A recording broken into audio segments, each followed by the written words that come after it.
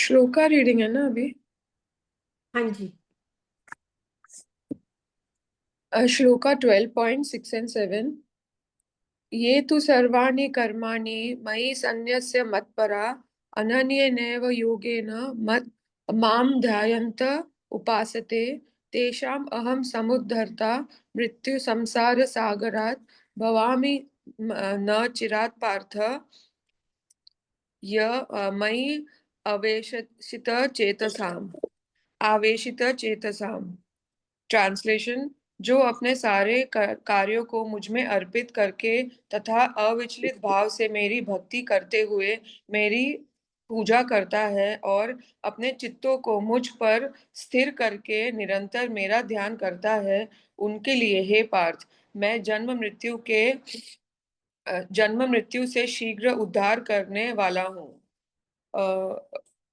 इससे ये समझ में आता है कि हमें डिवोशनल एफर्ट्स डालने चाहिए सिर्फ कृष्ण की तरफ, और वो अश्योर कर रहे हैं कि वो हमें इस जन्म मृत्यु के साइकिल से फ्री कर देंगे। हरे कृष्ण, धन्यवाद, प्रणाम सभी।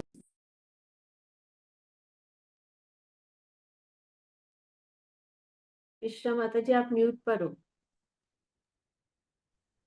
सॉरी। हरे कृष्णा, सबको दंडवत प्रणाम। प्रेयर्स। ओम नमो भगवते वासुदेवाय।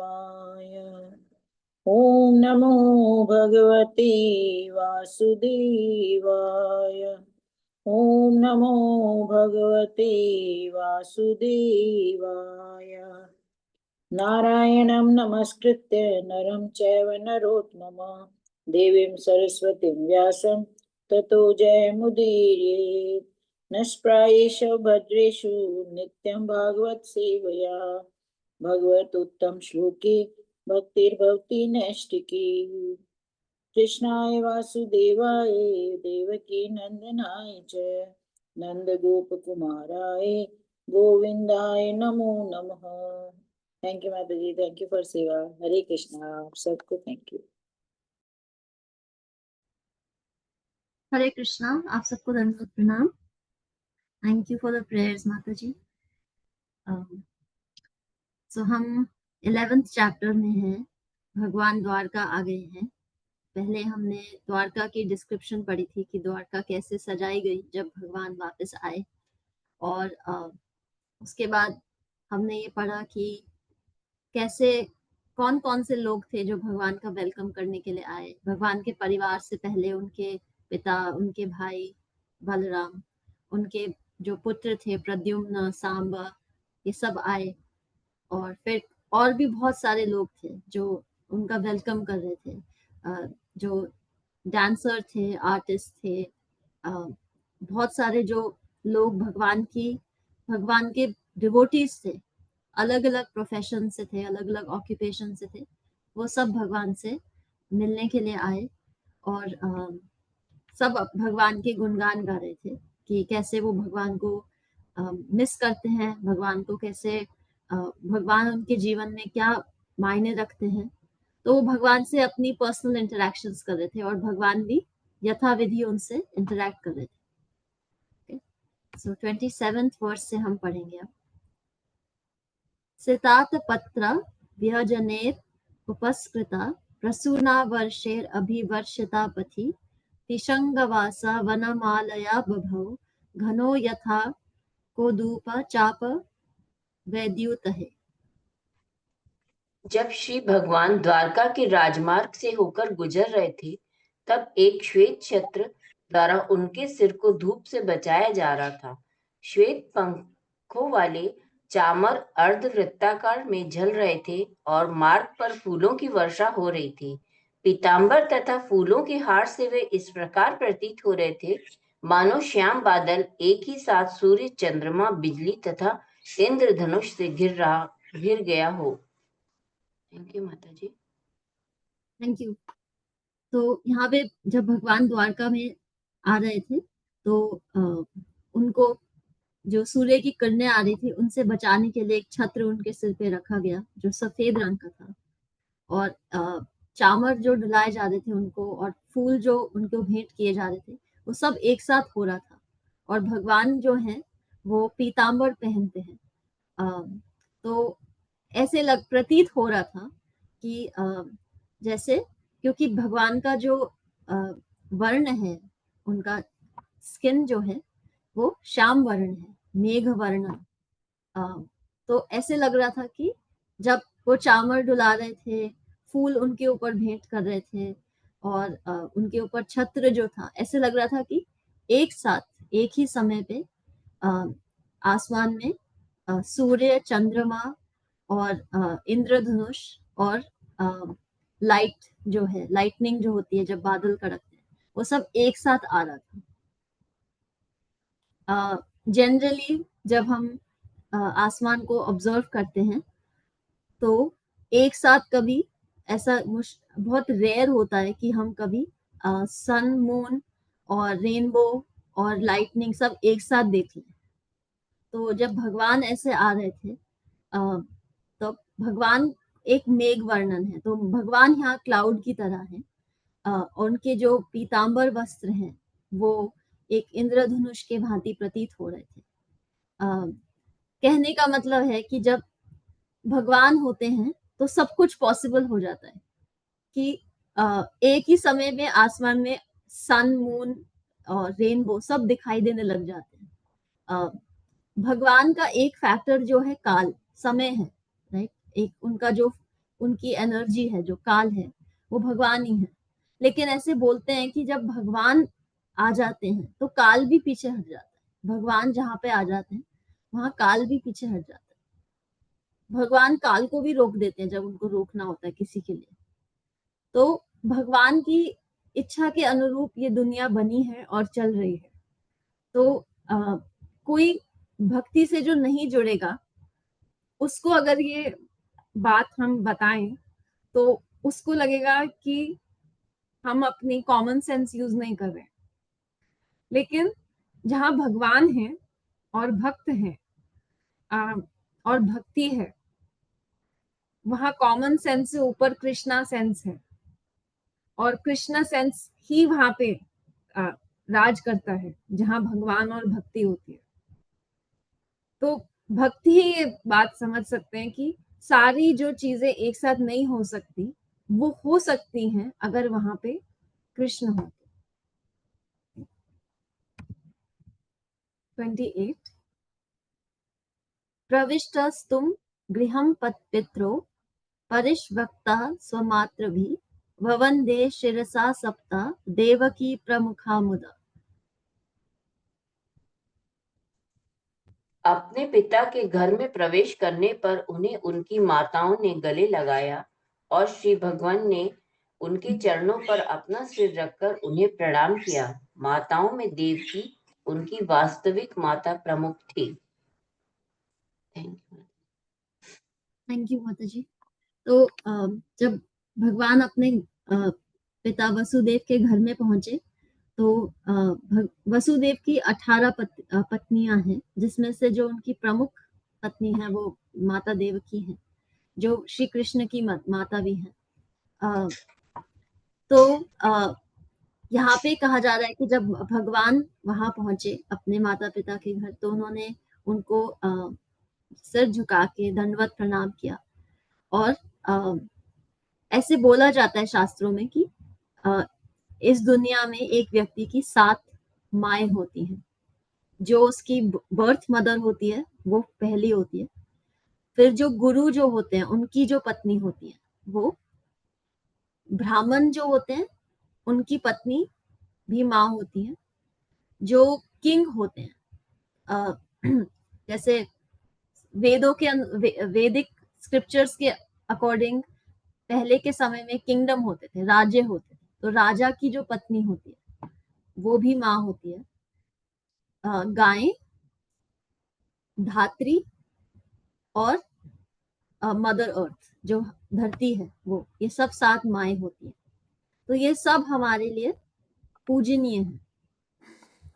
और यहाँ पे भगवान कृष्ण की माता देवकी और वसुदेव की जो बाकी 17 वाइफ्स हैं उन सब का मेंशन इसलिए हो रहा है क्योंकि सब लोगों का भगवान कृष्ण के प्रति बहुत स्नेह था। कोई ऐसे नहीं था कि ये उसका पुत्र है तो हम स्नेह नहीं करते, वो वैसी भावना नहीं थी। क्योंकि इसमें दूसरा जो वैदिक आर्ग्यूमेंट है वो ये है कि जो पिता होते हैं वो भी एक तरह से स्पिरिचुअल गुरु होते हैं, तो उनकी जो पत्नियां हैं वो भी गुरु हैं, मतलब वो भी माँ के समान मानी जाती है। तो इसीलिए सबने भगवान को बहुत स्नेह से वेलकम किया और भगवान ने भी बहुत स्नेह से उनको आगे से अभिनंदन किया।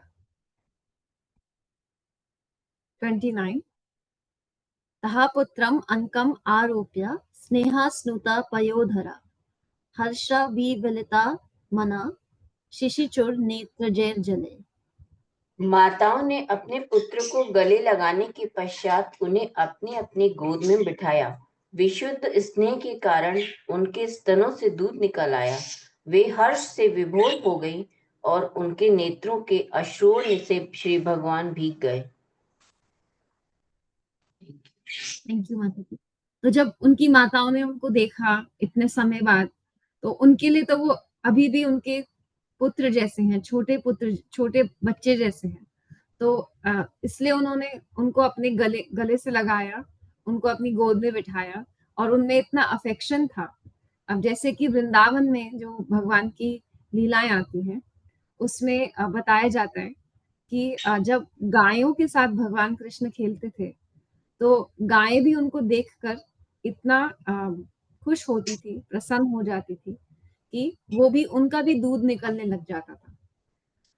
तो यहाँ पे जो वर्ड है स्नेहा स्नुता पयोधरा कि स्नेहा स्नुता, वो स्नेह से इतनी सब भर गए थे भगवान के लिए कि ऐसे प्रतीत हो रहा था कि उनकी स्तन में से दूध निकल रहा है और सब भगवान कृष्ण को देखकर रो रहे थे और भगवान भी उनको देख के बहुत खुश हो रहे थे।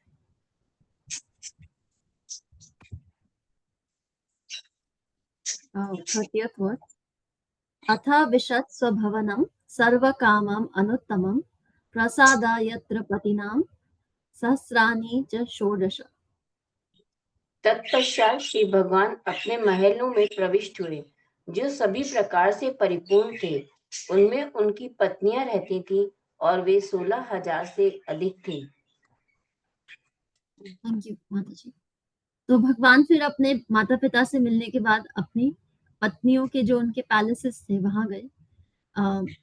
ऐसे कहा जाता है कि भगवान के 16,108 पैलेसेस थे क्योंकि उनकी 16,108 पत्नियां थी।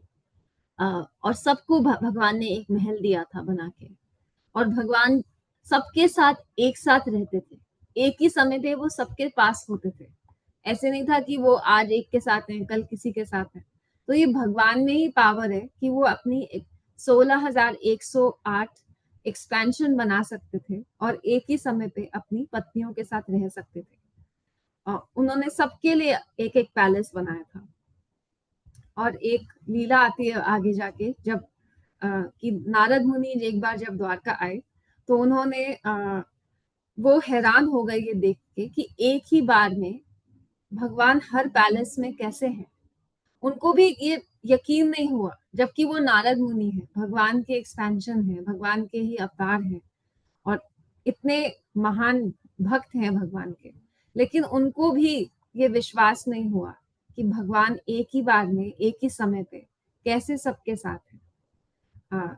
तो भगवान में ही ये पावर है और कृष्ण की जो लीलाएं हैं वो कॉपी करने के लिए नहीं है, वो सीख लेने के लिए है। तो बहुत लोग इस लीला का या इस पाठ का कि भगवान की इतनी पत्नियां थी उसको मिसयूज करते हैं। लेकिन भक्त ही है जो ये समझ सकते हैं कि केवल भगवान में ये शक्ति है और ये पावर है कि वो अपने आप को एक्सपैंड कर सकते हैं और एक ही समय पे अपनी हर पत्नी के साथ रह सकते हैं।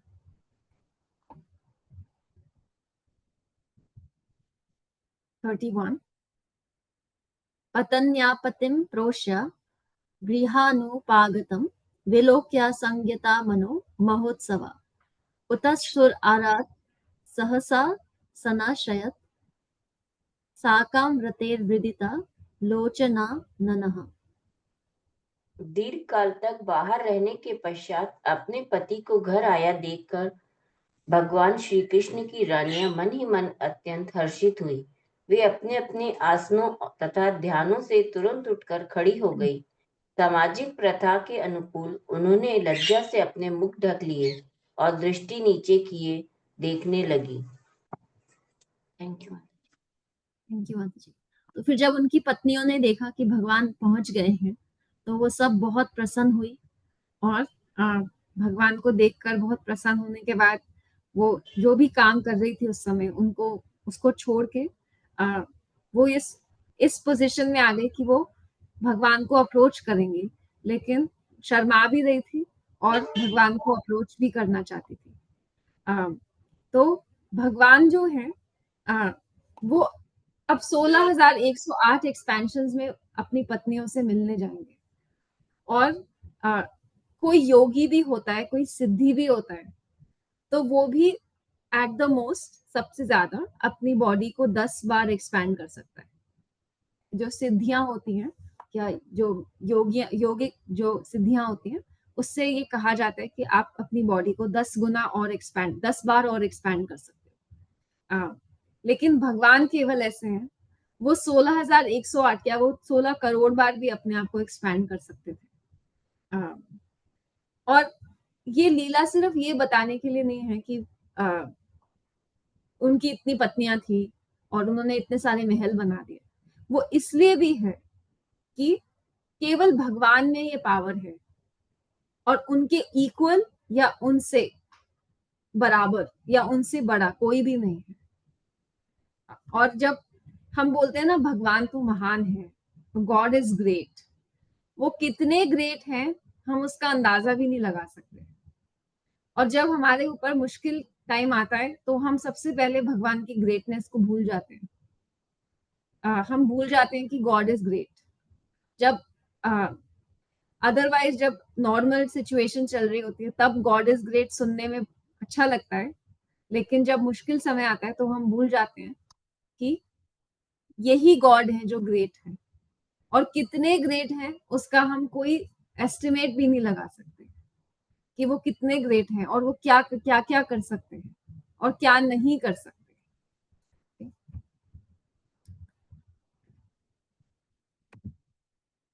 32 तम आत्मजैर दृष्टिभिः अंतरात्मना दुरंत भाव परीरेभिरे पतिम निरुद्धम अपि असर्वत अम्बुनेत्रयोर विलज्जितानां भृगुवर्या वैकलावा।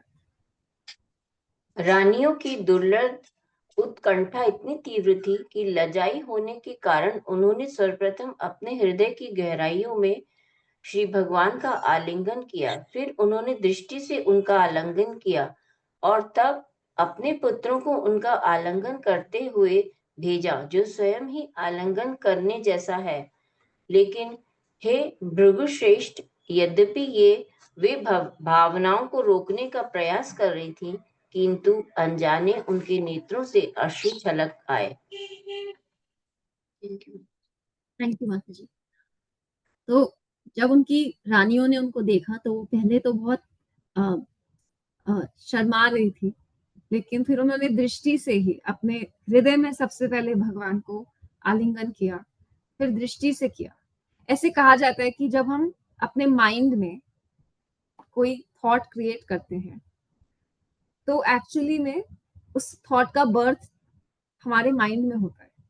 वो हम करेंगे या नहीं करेंगे वो बात की बात है, लेकिन हर चीज जो हम माइंड में करते हैं वहीं पे हमारी इंटेंशन बर्थ होती है, वहीं पे हमारी इंटेंशन का जन्म होता है। तो इसीलिए जब हम बात करते हैं कि हमें अपराध नहीं करना चाहिए, तो इसीलिए भी कहा जाता है कि आप मन में भी अपराध मत करो किसी के प्रति, क्योंकि मन में आपने कर दिया मतलब एक्चुअली में कर दिया। तो ये चीज पॉजिटिव इमोशंस के लिए भी अप्लाई होती है कि जब उनकी रानियों ने उनको देखा तो उन्होंने उनको हृदय में सबसे पहले उनका आलिंगन किया और उसके बाद अपनी दृष्टि से आलिंगन किया, और उसके बाद उन्होंने अपने पुत्रों को भेजा आगे भगवान को आलिंगन करने के लिए, क्योंकि पुत्र जो है वो माता की बॉडी से डेवलप होता है। तो इनडायरेक्टली जब पुत्र पिता को आलिंगन करता है तो वो एक तरह से माता का ही आलिंगन होता है। तो यहाँ पे शौनक आदि ऋषि को सूत गोस्वामी बता रहे हैं कि जब उन्होंने भगवान को देखा तो वो कोशिश कर रही थी कि वो अपनी फीलिंग्स को कंट्रोल कर पाए, लेकिन फिर भी उनके आंसू नहीं कम हो रहे थे क्योंकि वो इतने समय बाद अपने पति को देख रही थी।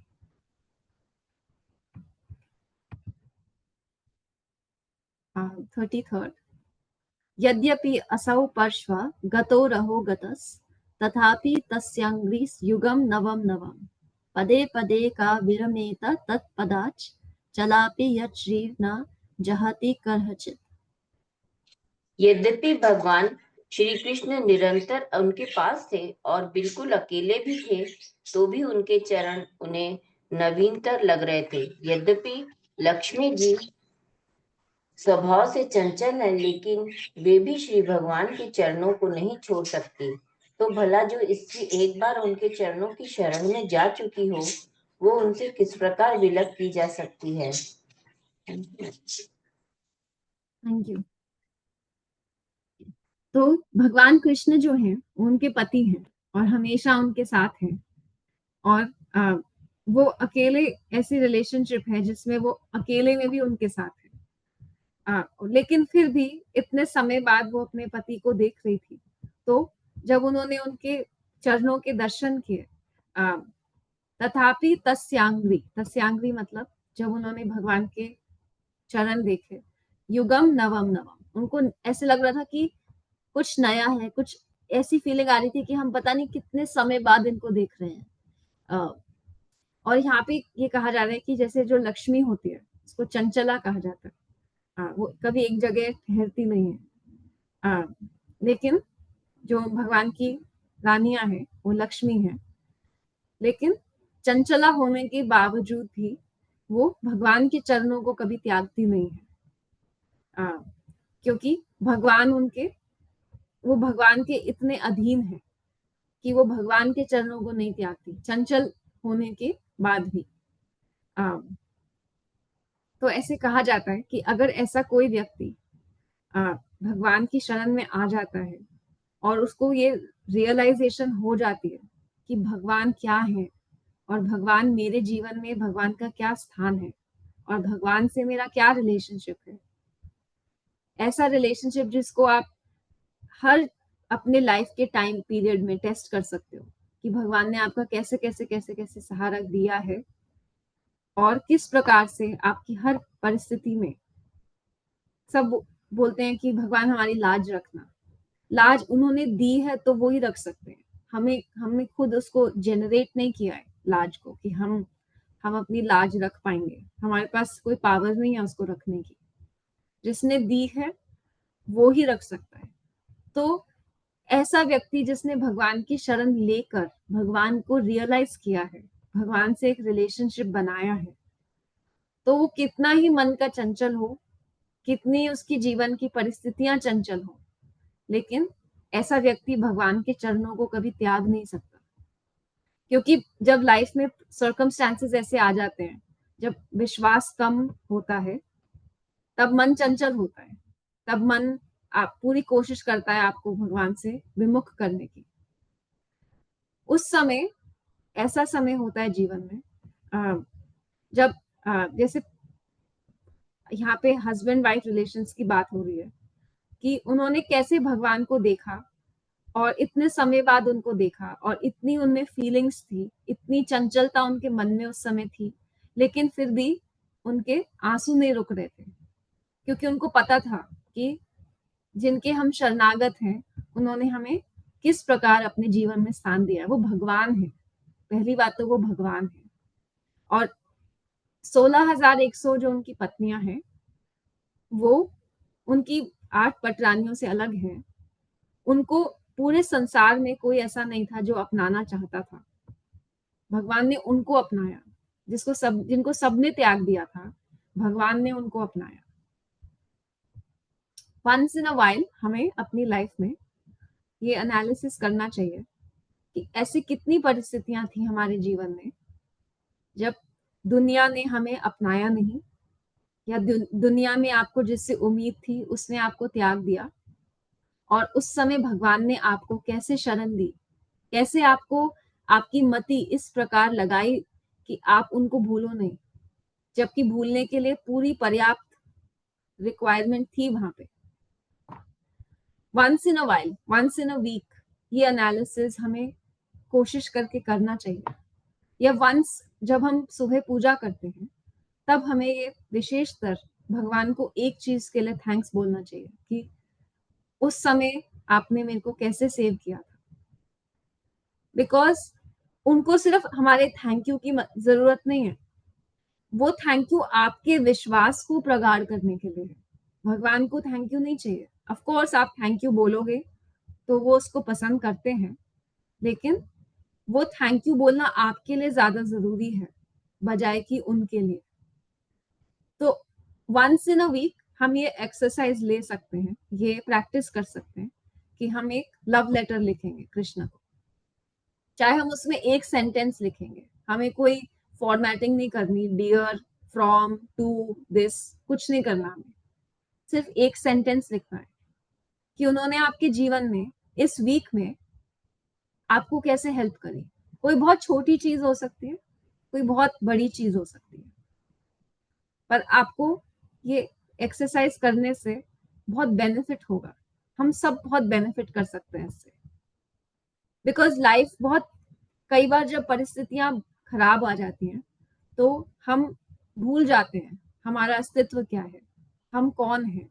हमें बिल्कुल भी आत्मज्ञान याद नहीं आता उस समय हम अपने शरीर से दुनिया देख रहे होते हैं, और शरीरी रिश्ते जो हमें दुख दे रहे हैं हम उस हिसाब से दुनिया देखते हैं। इसीलिए ये एक्सरसाइज करनी जरूरी है। जैसे अच्छा खाना आप पूरी लाइफ खाते हो तो आपकी हेल्थ बनती जाती है, उसी प्रकार आप जितनी बार थैंक्स बोलते हो उतना आपका विश्वास बनता जाता है, उतना ही उन चरणों से अटैचमेंट हो जाता है, जिसको भूलने के लिए बहुत परिस्थितियां आएंगी जीवन में।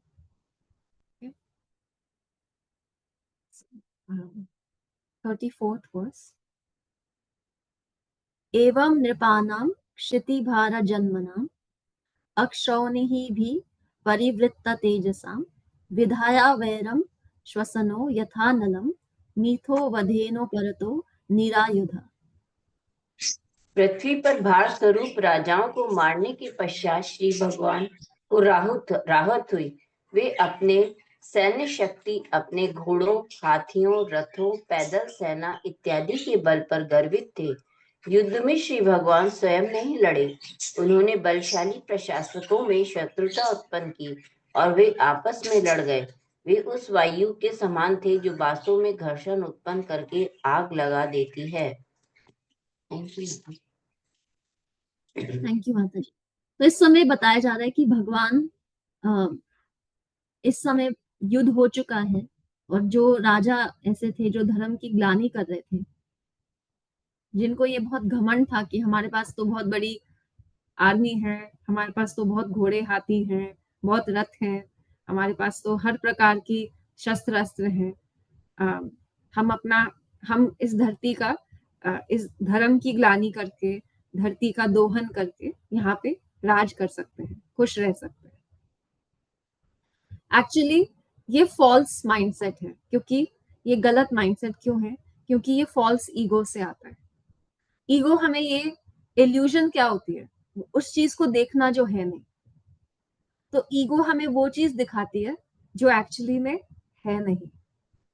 तो ये जो जितने भी राजा थे जिनका जो कुरुक्षेत्र के युद्ध में मर गए, और भगवान ने बहुत अलग अलग लीलाओं में बहुत सारे योद्धाओं को मारा था, तो उन सब की क्या प्रॉब्लम थी? वो अपने आप को इंजॉयर समझ रहे थे इस दुनिया का।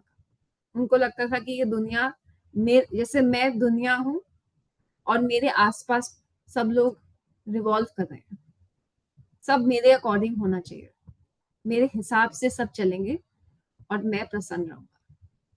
ये फॉल्स ईगो का लक्षण होता है, ये आसुरिक भाव होता है। कि जब हम सेंटर में हैं और हमारा कोई फोकस नहीं है। बहुत लोग बोलते हैं कि दुनिया में हमें अच्छा करना है। अच्छे की परिभाषा कहाँ से आती है? अच्छा क्या है? अच्छा तो बहुत कुछ हो सकता है, और आपकी दृष्टि में अच्छा क्या है और किसी और की दृष्टि में अच्छा क्या है, उसमें बहुत अंतर हो सकता है। अच्छे की परिभाषा क्या है? जो धर्म के विपरीत नहीं हो। और धर्म क्या है? स्वयं श्री कृष्ण धर्म है। लोगों को अच्छा करना है, लेकिन अच्छे की परिभाषा नहीं पता। आजकल हम सोशल मीडिया पे देखते हैं लोग स्टार्ट कैसे करते हैं, कोई किसी प्रोजेक्ट को ले लेते हैं कि ये लोग जानवरों को मार रहे हैं या ये ऐसा प्रकृति के साथ ऐसा कर रहे हैं। वो स्टार्ट उस इंटेंशन से होता है, लेकिन जब उनको बहुत सारी अटेंशन मिलती है, लाइक्स मिलते हैं, व्यूज मिलते हैं, तो वही चीज उनके कमाने का सोर्स बन जाती है, और फिर वो इंटेंशन भूल जाते हैं कि हमने ये काम शुरू क्यों किया था। और दुनिया में बारी बारी धर्म को तोड़ने के लिए फोर्सेस आते हैं, इसीलिए क्योंकि ये देवी धाम है, यहाँ माया का प्रकोप है। तो यहाँ पे ऐसी ही जो हवा है वो इस प्रकार से चलती है कि धर्म की ग्लानि होगी, और कलयुग में तो हो रही है और होएगी। तो अच्छा क्या है और बुरा क्या है, उसका मापदंड केवल भगवान सेट कर सकते हैं। हम अपने हिसाब से उसको डिफाइन नहीं कर सकते कि ये अच्छा है, ये बुरा है।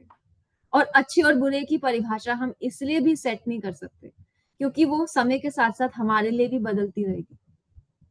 आपके साथ कोई बहुत बुरा कर दे, चाहे आप उसके साथ बहुत अच्छा कर रहे थे, तो फिर आपको ये आपकी कुछ समय बाद आपकी परिभाषा क्या हो जाएगी अच्छे की? उसने मेरे साथ बुरा किया, अब मैं अच्छा नहीं करूं, अब मैं भी बुरा करूं। इसीलिए धर्म को जब कोई व्यक्ति अपने जीवन के केंद्र में नहीं रखता, तो वो अपनी फॉल्स ईगो को केंद्र में रखता है, और वहां से धर्म की ग्लानि शुरू हो जाती है। एक वही वाली बात है, एक ग्लानि होती है और उससे हजारों ग्लानियों का जन्म हो जाता है। एक गलती होती है, उससे 100 गलतियों का जन्म हो जाता है। तो इसी प्रकार भगवान ने कैसे ये युद्ध की रचना क्यों हुई कि जो कौरव थे उनको सिर्फ अपनी जीवन और अपने जीवन में उनको कैसे आगे प्रगति करनी है, सिर्फ ये नजर आ रहा था। तो इस प्रकार यहाँ एग्जाम्पल दिया जा रहा है कि जैसे बैम्बू होती है, जो कई बार हवा की वजह से बहुत फ्रिक्शन होती है और आग लग जाती है, और हजारों एकड़ जमीन जो पेड़ों की होती है वो जल जाती है। इसी प्रकार भगवान ने कौरवों और पांडवों के बीच में ऐसी हवा चलाई कि उनके बीच में एक फ्रिक्शन हो और युद्ध हो, ताकि जो अधर्म का साथ दे रहे हैं वो अपने ही अंत का कारण खुद बन जाए।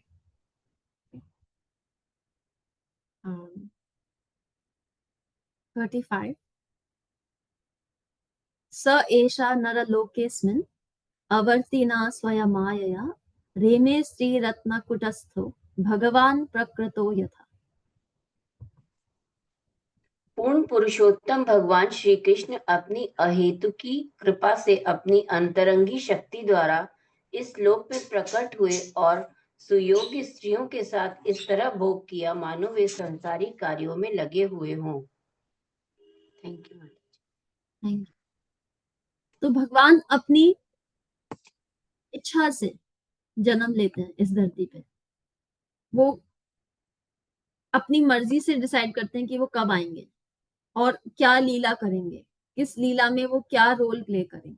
हर अवतार को अगर हम स्टडी करें, वाराह अवतार, नरसिंह अवतार, सब एक पर्पस के लिए आए हैं, और एक प्रकार से एक टाइप की उनकी लीला होती है। तो जब कृष्ण भगवान आए तो उन्होंने एक ऑर्डिनरी इंसान का ही रोल प्ले किया, और उन्होंने अपनी शक्तियों द्वारा 16,108 पत्नियों से विवाह किया, और उनके साथ अलग से रहे, अलग अलग पैलेसेस में रहे। उनको देख के कोई ये सोच सकता था कि जैसे ऑर्डिनरी ह्यूमन की लाइफ होती है उस प्रकार भगवान की लाइफ है, लेकिन ऐसा नहीं है। उनकी लाइफ ऑर्डिनरी नहीं थी। कोई भी व्यक्ति अगर 2 विवाह भी कर लेता है तो वो अपनी एक्सपेंशन करके दूसरे व्यक्ति के पास भी नहीं जा सकता। तो इसलिए हम भगवान की लीलाओं को समझ नहीं सकते, लेकिन उनसे सीख ले सकते हैं और ये समझ सकते हैं कि वास्तविक में भगवान है कौन और भगवान की शक्ति क्या है और भगवान के लिए कुछ भी पॉसिबल है। जहां भगवान है, भगवान का नाम है योगेश्वर। योगेश्वर क्या होता है? मिस्टिक, जिसको हम ऑलमोस्ट एक मैजिशियन समझ सकते हैं, जादूगर। वो जो कर सकते हैं वो हमारे अंडरस्टैंडिंग के परे है।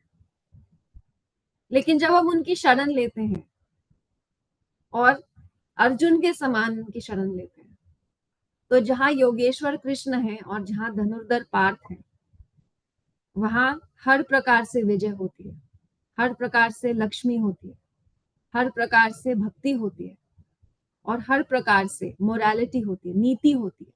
कुछ अनीतिक नहीं होता।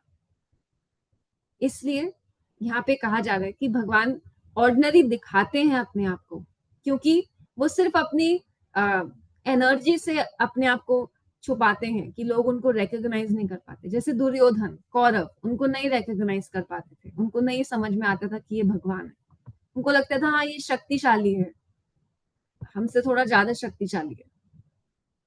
अगर उनको ये ज्ञान होता कि ये कृष्ण है, तो वो कृष्ण की सेना नहीं मांगते उनसे युद्ध के लिए, वो कृष्ण को मांगते हैं। लेकिन उनको ये भ्रम था कि ये कृष्ण हमसे थोड़ी सी ज्यादा शक्ति है, बस हमें भी बहुत शक्ति है। इसलिए भगवान अपने आप को ऑर्डिनरी दिखाते हैं, लेकिन वो सिर्फ अपने भक्तों को, अपने आप को एक्चुअल में उनकी क्या पावर है, वो केवल अपने भक्तों को दिखाते हैं। वो सबको नहीं दिखाते, वो सबको दिखाना भी नहीं चाहते, क्योंकि बहुत सारे लोग उसको समझेंगे नहीं और बहुत सारे लोग उसकी वैल्यू नहीं करेंगे।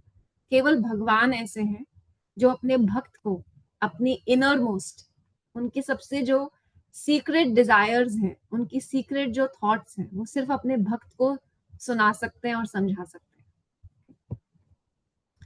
सो हम यहाँ स्टॉप करेंगे। Thank you. हरे कृष्णा। आप सबको धन्यवाद प्रणाम। Any questions?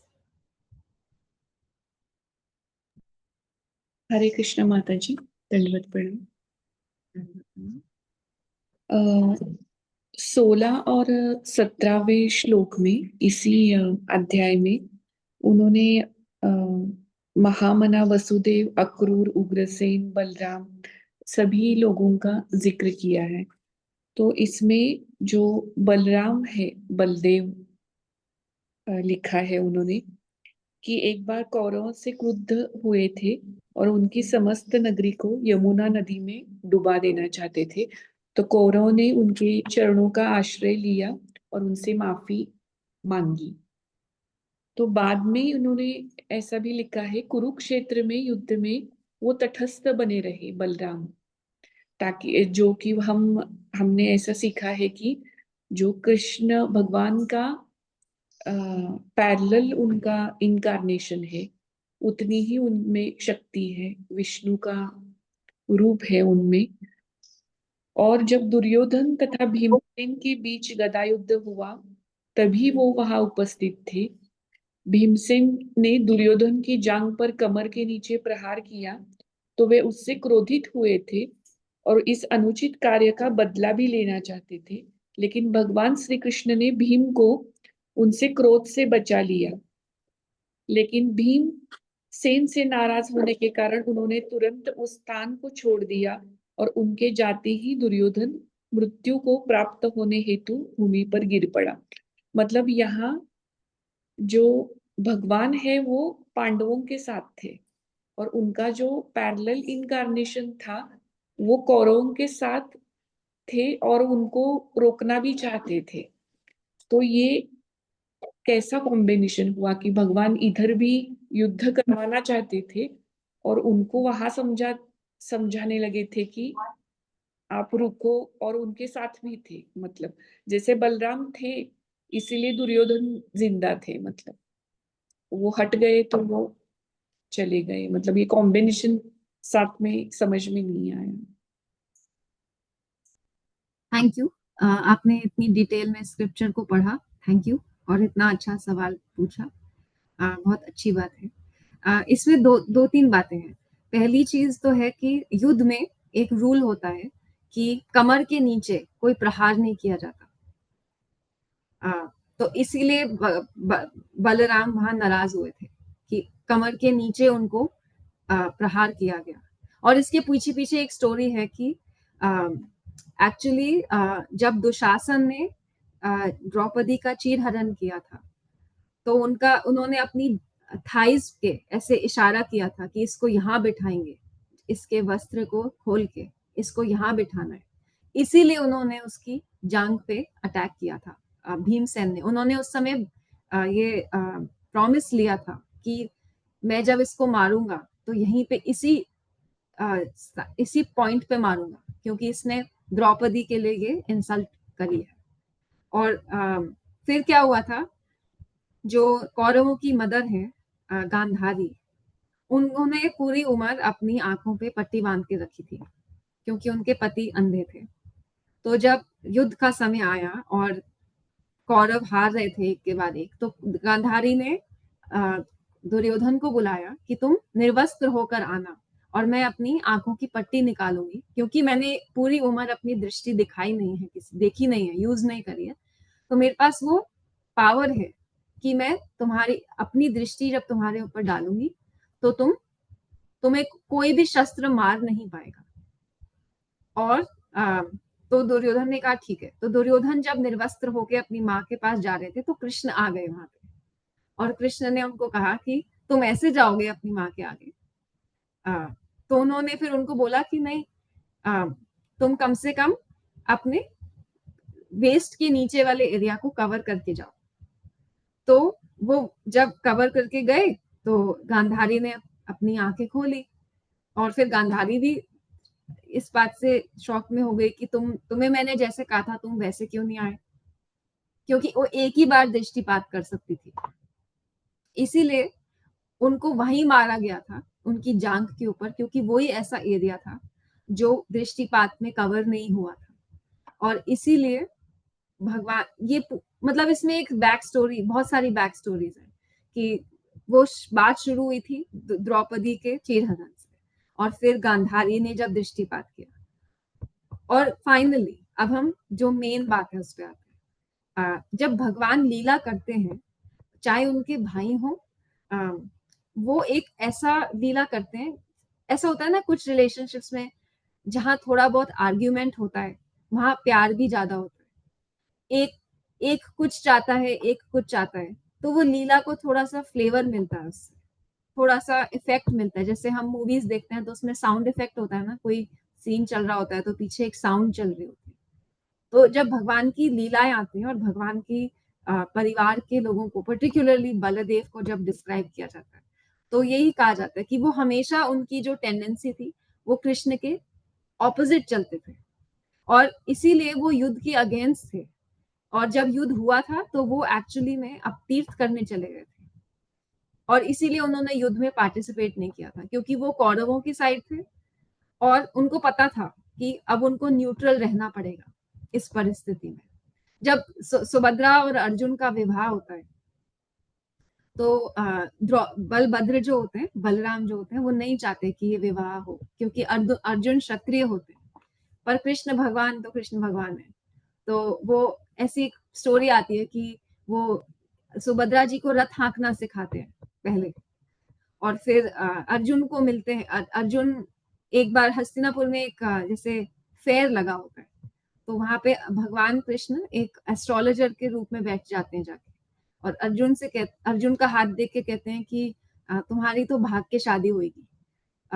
तो कहते हैं कि लड़की कहाँ मिलेगी, तुम बाहर जाना, वो रथ लेके खड़ी होगी।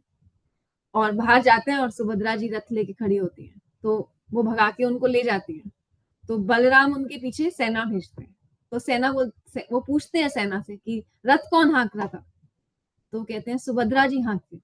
तो उनको समझ में आ रहा था कि मेरी बहन भगा के लेके गई है, लड़का भगा के नहीं लेके गया। तो कृष्ण भगवान की जो आदत है वो थोड़े से वो बहुत ज्यादा नटखट है। उनकी नटखटता का जो एक्सटेंट है वो हम कभी समझ नहीं सकते।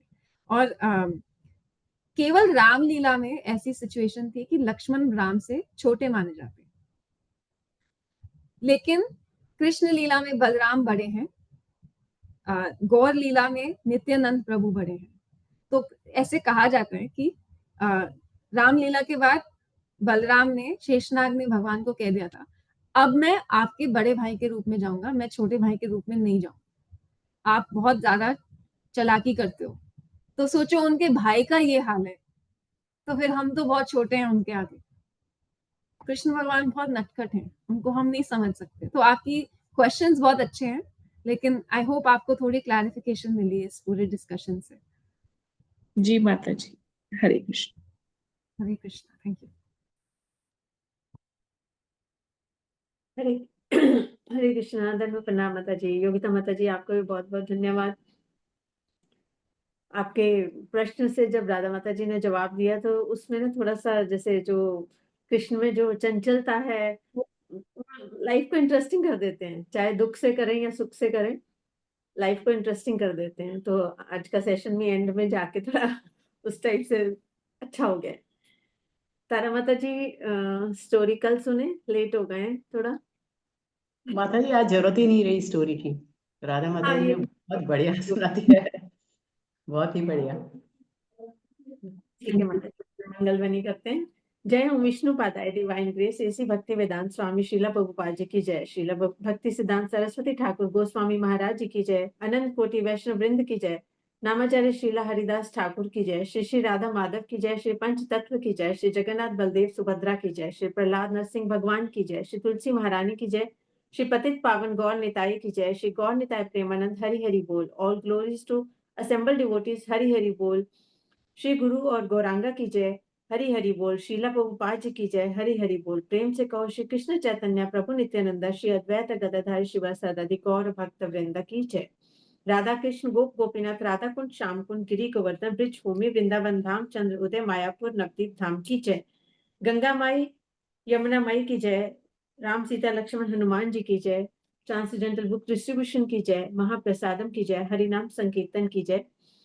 वांछा कल्पतरुभ्यश्च कृपा सिन्धुभ्यश्च पतितानां पावनेभ्यो वैष्णवेभ्यो नमो नमः। हरे कृष्णा।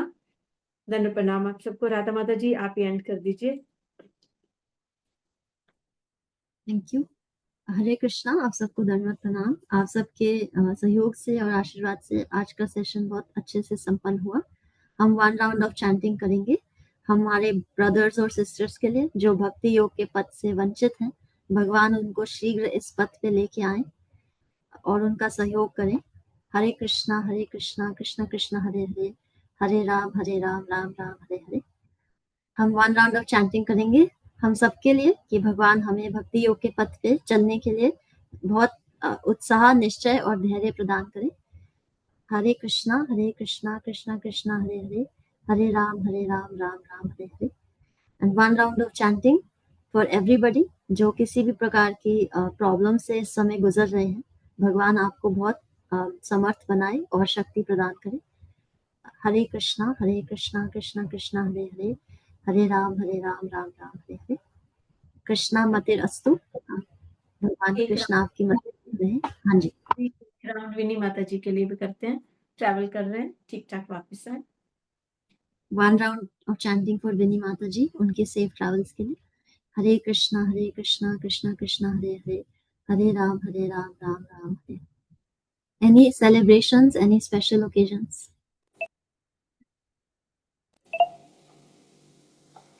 माता जी माता आज जी मेरे लाल किले डैड पर की जो बर्थडे मेट्रो है। स्टेशन पर हुआ है, Sorry. मेरे पापा की बर्थडे है आज, तो can we just do 1 round of chanting for him? 1 round of chanting for Shruti Mataji's father. May Krishna bless him with a good health and good devotion and a very healthy life ahead. Hare Krishna Krishna Krishna Hare Hare. Hare Ram Ram. Thank you. Asha माता जी आप कुछ कह रहे थे? हाँ माता ji Hare Krishna. Metro station Lal Kila के पास में जो कल हादसा हुआ उसके में जो भी मृत्यु को प्राप्त हुए हैं उनके लिए मैंने कहा एक बार अपन चैंटिंग राउंड। जी जी, थैंक यू माता जी। हम 1 राउंड ऑफ चैंटिंग करेंगे उन सब लोगों के लिए, उन सब परिवारों के लिए जो कल के हादसे से अफेक्ट हुए हैं। भगवान इस कठिन परिस्थिति में उनका बहुत सहयोग करें और बहुत उनको इस मुश्किल घड़ी से आगे बढ़ने के लिए प्रेरित करें। हरे कृष्णा कृष्णा कृष्णा हरे हरे, हरे राम राम राम हरे हरे।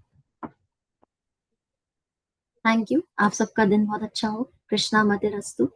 भगवान कृष्ण आपकी मति को अट्रैक्ट करते रहें और आप कृष्ण के स्मरण में निरंतर लगे रहें। Thank you. हरे कृष्णा। आप सबको धन्यवाद प्रणाम।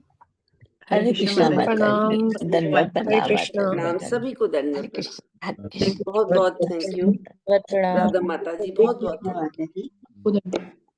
राधा माता जी, आज आपने लेटर लिखने वाली बात बहुत अच्छी बताई। प्रभु को थैंक्स का लेटर वीकली लिख दिया करें, ये बहुत खूबसूरत बात है माता जी। हरे कृष्ण। Thank you. हरे कृष्णा, धन्य प्रणाम आप हरे कृष्ण। सबको। कल फिर मिलते हैं। हरे कृष्णा। हरे कृष्ण।